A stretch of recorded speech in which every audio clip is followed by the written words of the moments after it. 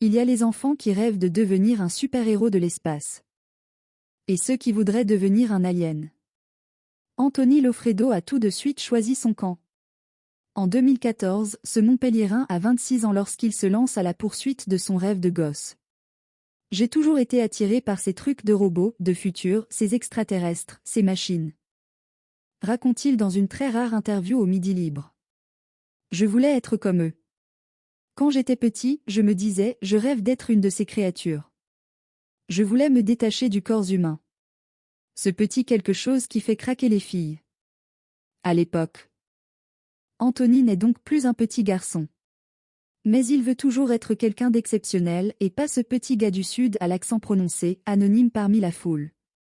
Pour cet agent de sécurité en intérim. La seule satisfaction est d'avoir réussi à modeler son corps autrefois maigrelet. À force de soulever de la fonte et de s'imposer un régime draconien, il s'est sculpté une carrure d'athlète, épaules massives et biceps en acier. Il a même ce petit quelque chose qui fait craquer les filles. Mais ça ne lui suffit pas. Il veut détonner. Se fondre dans une nouvelle peau. Sa première décision est radicale. J'ai commencé par couper ma langue en deux. L'opération ? Un calvaire. La cicatrisation ? Un supplice. Mais après plusieurs mois de douleur continue, ça y est, Anthony peut montrer au monde sa nouvelle langue fourchue, digne d'un homme serpent de science-fiction. Effet garanti. Les gens ouvrent des yeux écarquillés. La récompense est à la hauteur de ses attentes. La spirale est enclenchée. Dans la foulée, le jeune homme se fait tatouer cette même langue en vert. Puis l'intégralité de la peau en noir.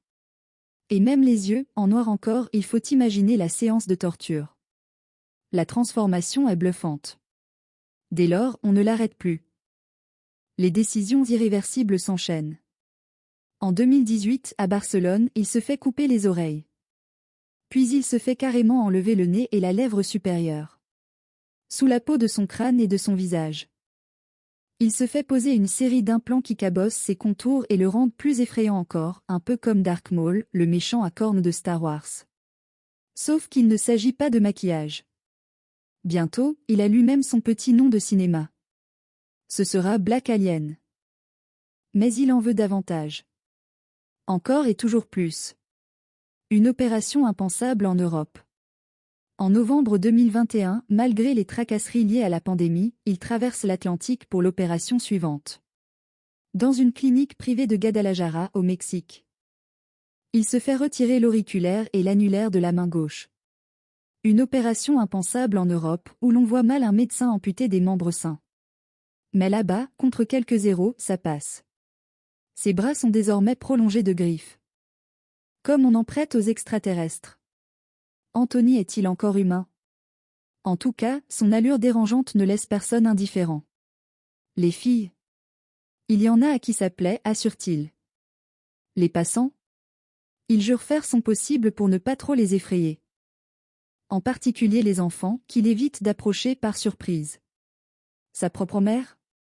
Je la fais souffrir, confesse-t-il.